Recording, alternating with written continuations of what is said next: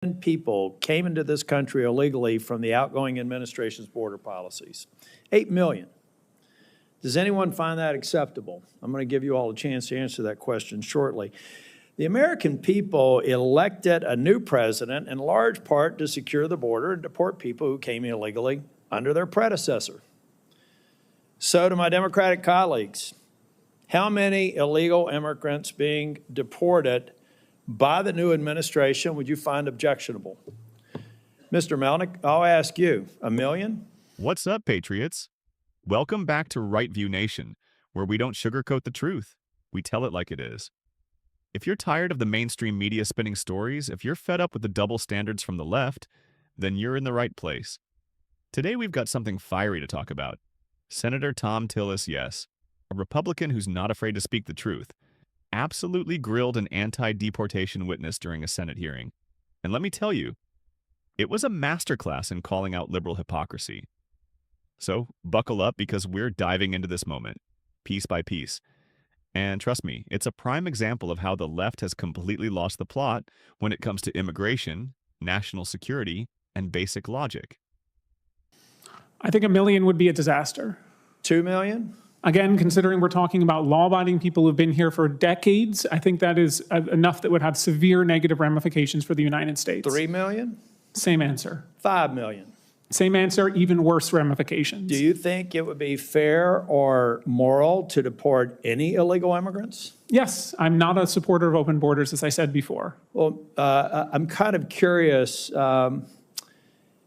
what your position was back during the Obama administration when that's exactly what he did. I'm not reading what Trump intends to do. I'm reading exactly what President Barack Obama did when he came into office and deported nearly 5 million people, or in excess of 3 million people. So at that time, were you involved politically or in this space at the time that Obama was here? How old were you back then? I was a graduate of law school and was working at the time. Were you opining on deportations at that time? I was not. Do you believe that President Obama made a grave, horrible, inhumane mistake by deporting those folks? Well, it wasn't 5 million that came in under people. the Bush administration? It wasn't 5 million people. When we're looking at it was over 3 internalized million. deportations. So let's not split hairs. Actual numbers are closer to 1.5 internal ICE deportations. And but there you as said well, that it was depends on the immoral. portfolio. So you said President Obama was immoral and inappropriate to deport those million people. Is that what I heard you say? There were many people that were deported yes, under his question. administration that should not have been. Yes. Look, I don't normally get into these antagonistic sorts of discussions here, but it needs to be said because you just a month ago said at the turn of the century, Jim Crow was legal, lynchings were at their highest level in the U.S. history, women couldn't vote, the infant mortality rate was 165 per 1,000, and the average life expectancy was 47. And we also had quasi-open borders. That part wasn't bad. So let me tell you what I tell everyone who comes in this room and has the polarizing testimony, sir, that you have had. You're a part of the problem. I'm a part of a group of people here who have said, as the president did, incidentally, on Sunday, he believes there should be a path for dreamers. We're demonizing President Trump for something he may or may not do, but he has said to his Republican base, he believes that there should be certainty for dreamers. He's also said that we have to have a secure border. And as long as the border is not secure, people like me who try to treat people who are in the state that they are here with respect and understanding some of the issues that Mr. Padilla brought up, you cause people to go into their corners and get nothing done. That is why Chair Durbin has not been able to fulfill the promise on dreamers every single year he's tried for the last 20, because people like you make it impossible to have let me finish, and then I'll let you speak as long as the chair wants to, have a rational discussion about it. Because if we don't secure the border, I can't get a path to citizenship for the DACA population. If we don't secure the border, I can't get Democrats and Republicans to come together and give certainty to the dreamer population. Are there any dreamers in the room? Raise your hand if you are. All right. Well, this is a part of the problem, ladies and gentlemen. You have an incoming Republican president who just said as late as Sunday that he's prepared to give you certainty. But we have people here demonizing him for asking the reasonable question of, can't we all agree that we need to secure the border? So if you are sincerely, I don't know how you make your money. I don't care what your political motives are. But number one, I would really appreciate it to say, if you would go out on social media and say that the President Obama did a horrible disservice to those people he deported, and he's as wrong-minded as every other Republican who said we've got to secure the border, deport people, because you can't have one being okay and the other one not being okay. And if you don't come to the table and recognize in a world where, 100 years ago, it was probably safe to have a quasi-open border because the world order was changing and we emerged as a world leader. But today, we have terrorists that can fly from the Middle East, land in Mexico, and come across the border in less than 24 hours. We're not living in Ellis Island anymore. We've got a problem that can't be solved, and people like you are creating more obstacles to people like me who are willing to take hits from my own party to satisfy what people like Donald Trump want to get done. Thank you. May I respond? No. Thank you, Senator. It's my time, so I'm going to speak. First of all, I want to thank all of the witnesses.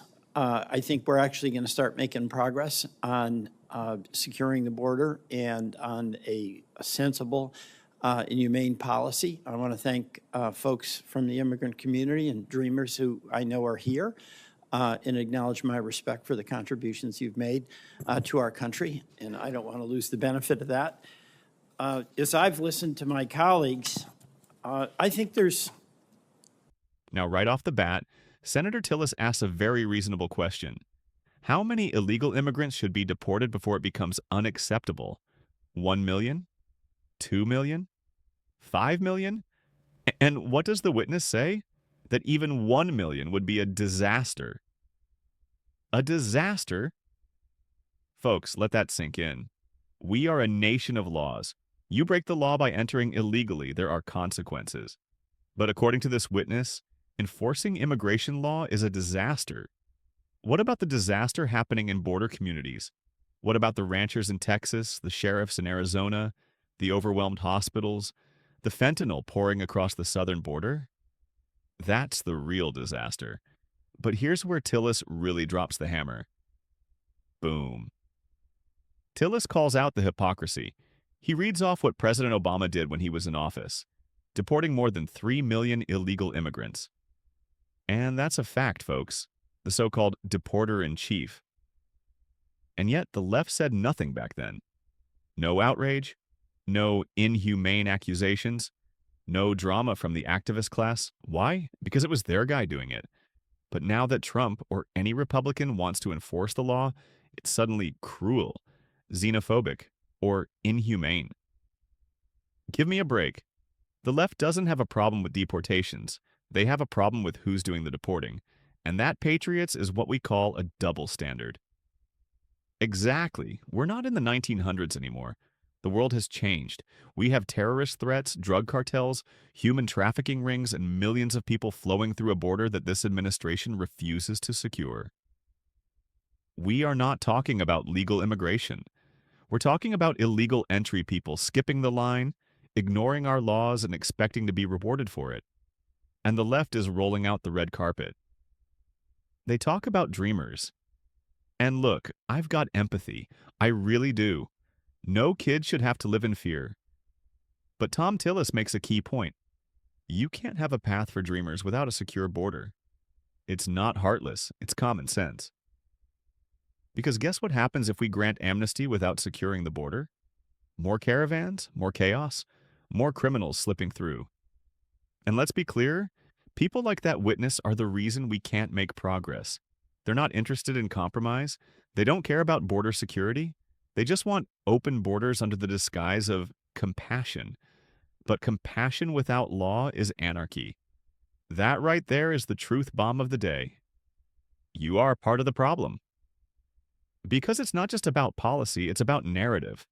The far left keeps pushing this idea that Republicans are monsters for simply wanting to enforce the law. Meanwhile, they ignore Obama's record, ignore Biden's failures, and ignore the cost that everyday Americans are paying.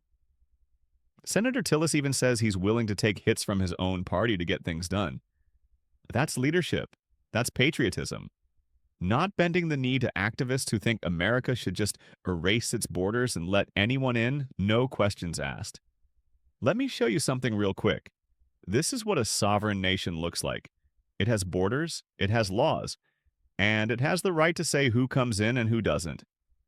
If you take that away, you don't have a country, you have a landing zone. And the left, they're perfectly fine with that. Because if you can flood the country with millions of new dependents, give them amnesty, and then, surprise, give them voting rights down the line, guess what?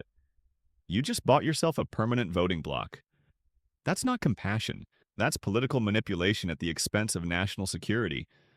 So, to everyone watching this, stay vigilant, stay vocal, because the fight for our borders is the fight for our future. We don't need more excuses. We don't need more hypocrisy. We need strong leaders who stand for law and order, and we need patriots like you to back them up. Drop a comment below. Do you think the left would be outraged if Trump deported 3 million people like Obama did?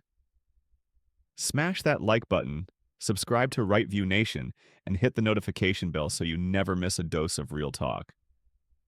Because here, we speak for the forgot.